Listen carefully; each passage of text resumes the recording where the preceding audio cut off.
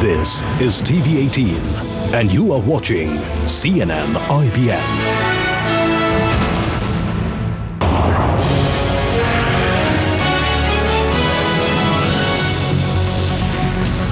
Let's turn to the other big story tonight. Self-styled Godmen Asaram is spending the night in Jodhpur Central Jail and will apply for bail tomorrow. Angry supporters protested outside the jail this evening after the court sent him to 14 days in judicial custody. The Rajasthan police says they have a strong case against Asaram on charges of sexual assault. Swati Vasisht now reports from Jodhpur.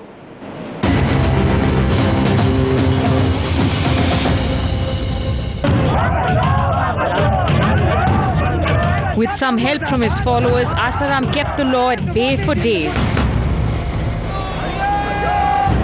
but is now facing 14 days in jail after 24 hours of police interrogation. The Godman, along with his aide Shiva, is feeling the heat. Now he will be in the central jail and his bail application will be heard tomorrow at 11. इस समय उनको पूर्ण विश्रांति और एक neurologist के साथ संपर्क करें। ये हो जाए तो बहुत अच्छा है। A police medical team has dismissed claims that Asaram had a neurological disorder. Police sources reveal that the 72-year-old Godman has also cleared a potency test, suggesting he could have an active sexual life. The team of doctors are saying he is perfectly medically, mentally and physically fit. The police, who even took the Godman to Manai farmhouse, the scene of the alleged assault, claimed to have punched several holes in his defense. The Godman had said he was not in Jodhpur on the 15th of August, but police say airport records and statements of the Manai farmhouse owner show that he was. While Asaram said the survivor never came into his room, the minor girl has given an exact description of the room where Asaram allegedly sexually assaulted her. Asaram also said the girl and her family had come willingly to hear his discourse in Jodhpur. But police claim she was sent from the Chindwara Gurukul on the pretext of healing her through prayers. Whatever has been said by the victim, we have collected all those evidences which corroborates her statement.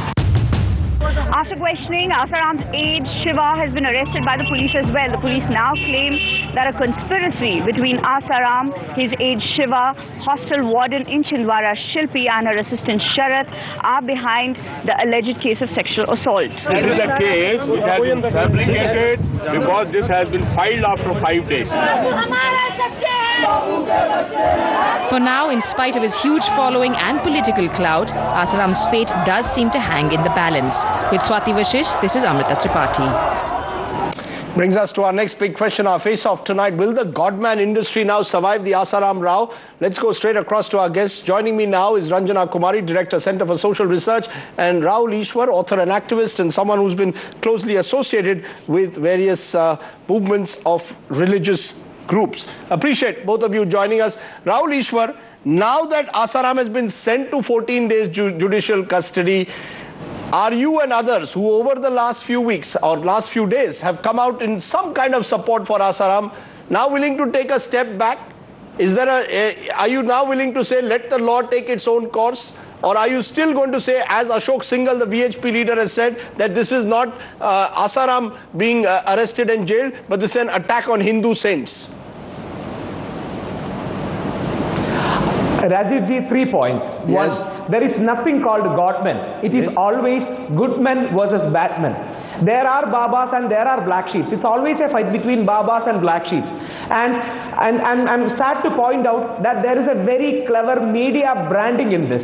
If you call Vivekananda or Kabir or Nanak a Godman, they automatically become bad. If you call them gurus or prophets or messengers, they suddenly become good. So the whole Godman industry, even the word, was created by a section of media to brand all the saints and sadhus bad. Millenniums back, Ravana masked himself as a saint and kidnapped Sita. Does that mean all sages are bad, all saints are bad? There are many Rahul Ishwar, please don't compare Asaram to Vivekananda.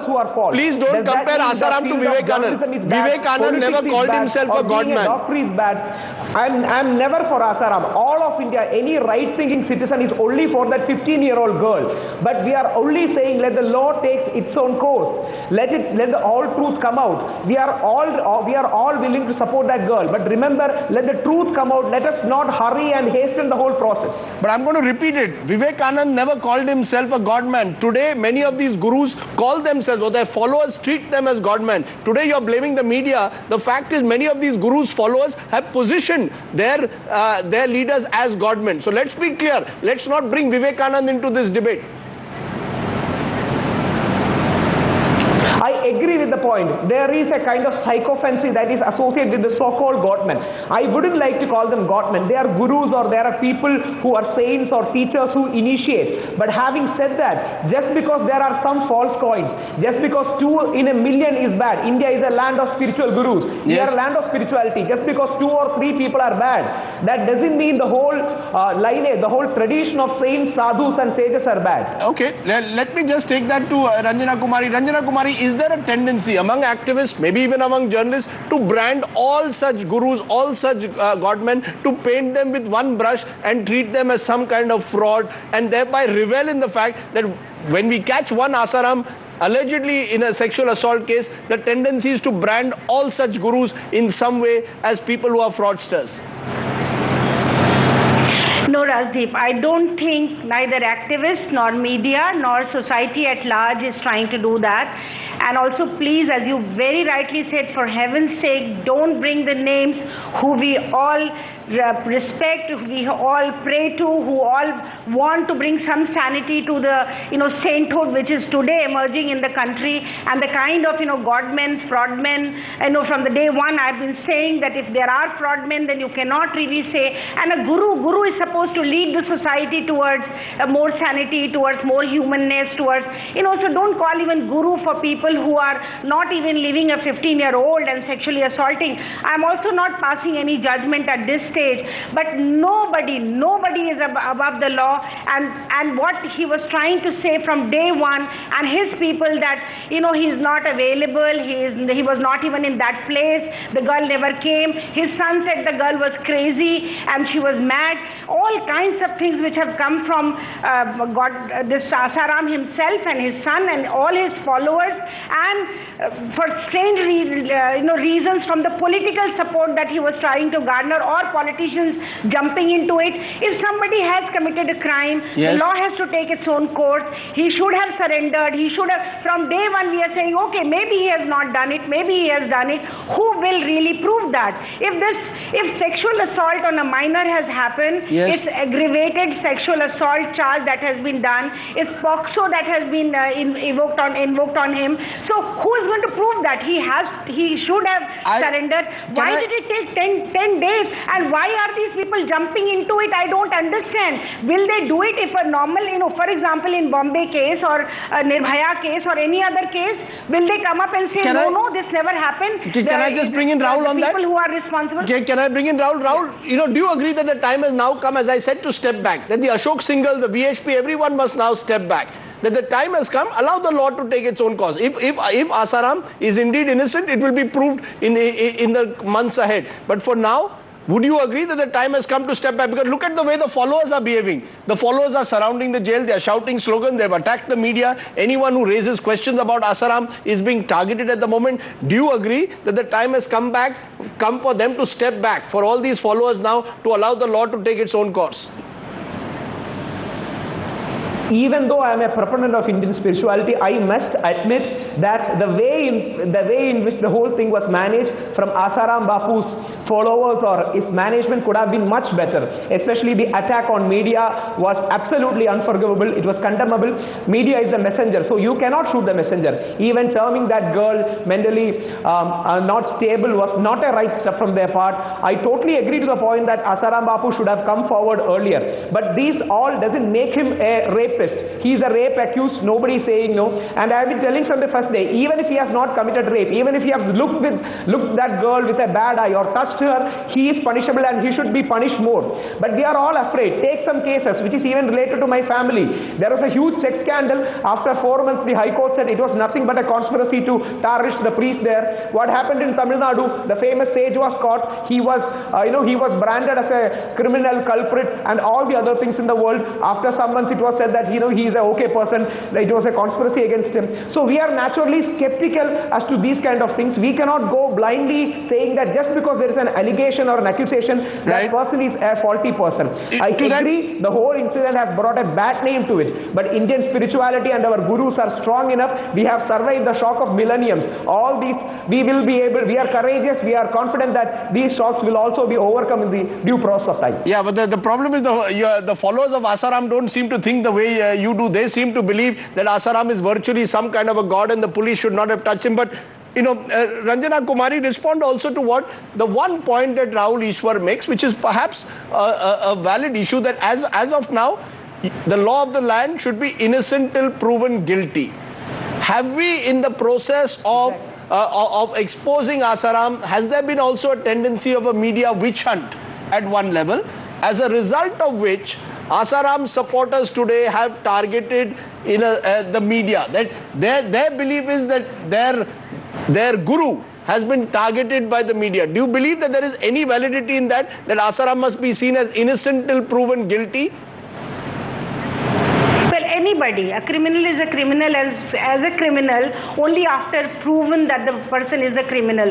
So that's, nobody is disputing that point. But let me talk about media, Rajdeep.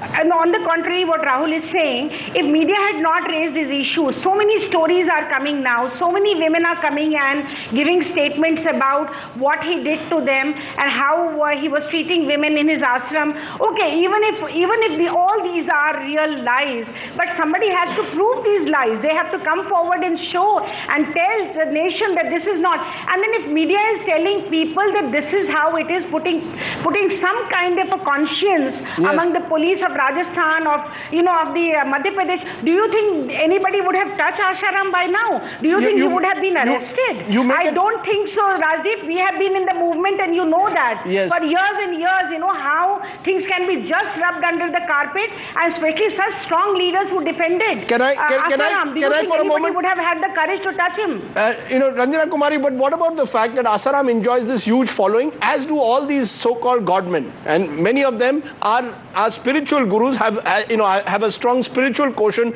to the way they speak. Do you believe that these followers now will think twice before going to gurus? Do you believe that they will move towards rationality? Do you believe that they will not believe in some of these miracle babas? Or do you believe such is the nature of faith in a country like India that the Godman industry will always flourish? Well, I think, spirituality is something totally divorced from these kind of, marketing and commercial gurus and babas and pandits, all these people who read horoscope, who tell people, basically some kind of a wheeling dealing which goes under the garb of spirituality. And, the good men are around. I'm not saying saintly people are not around. I'm not saying good people are around in every religion. I'm absolutely no quarrel with that. Let people believe in them. But then we must expose people who are taking society for a ride. Everybody believes in them. And especially, Rajdeep, let me caution people about pushing their women to these people, because most of the cases you will see majority of the followers who are being sent to these people are women, and also because of their insecurity they believe in these people, and they are the ones who go through the exploitation maximum. These are the people who will be somehow branded or told that mentally they have gone into some kind of a disarray. The Baba will treat you. You are not having a child. The Baba will somehow bless you with a child.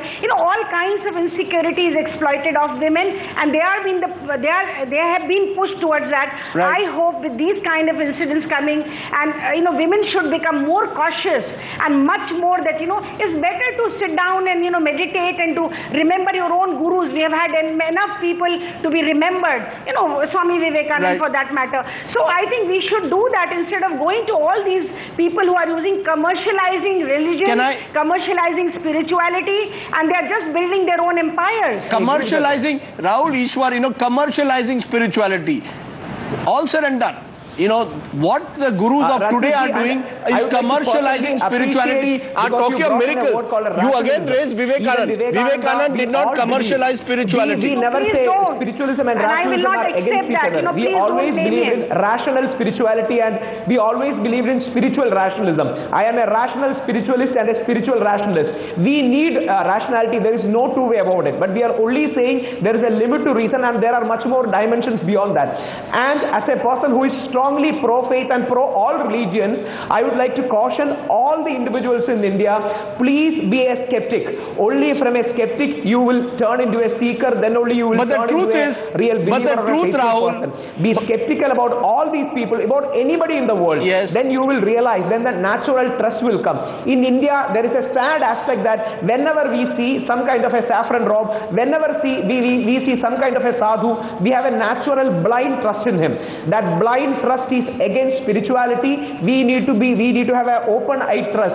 But I am again cautioning, 1 or 2% people may be bad. They are using this garb of spirituality. They are Ravans who want to kidnap Sita. They want to misuse women. I agree. I am sorry on the part of faith. I apologize and I am sorry for it. But a huge majority has done a lot of good things. Remember, even the father of the nation was primarily a spiritualist, then only a political activist. The father of the nation was called Bapu.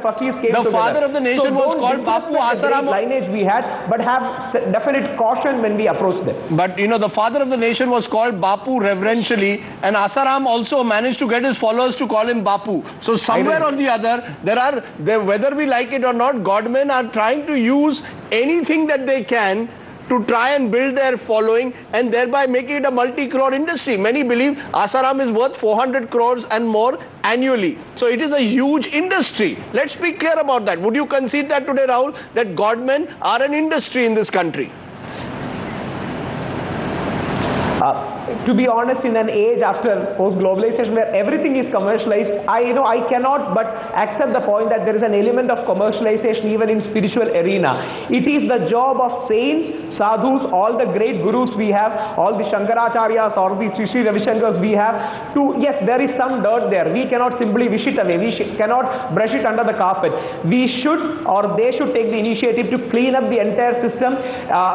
They should take initiative so that these kind of negativities doesn't come. And always remember Buddha. Buddha said, don't even believe me, question me, understand, then realize. There is no amount of superstition. There is nothing called superstition. There is nothing called blind belief. Ask, question, seek, then only realize. Well, I hope that what you are saying will be considered seriously by the followers of Asaram in the future. They will be more skeptical rather than allow blind faith at the moment to support someone who clearly now finds himself in the dock. Ranjana Kumari and Rahul Ishwar, appreciate your joining us on our face-off tonight. Will the Godman industry really ever suffer a blow? Unlikely, many would say, in a country like India.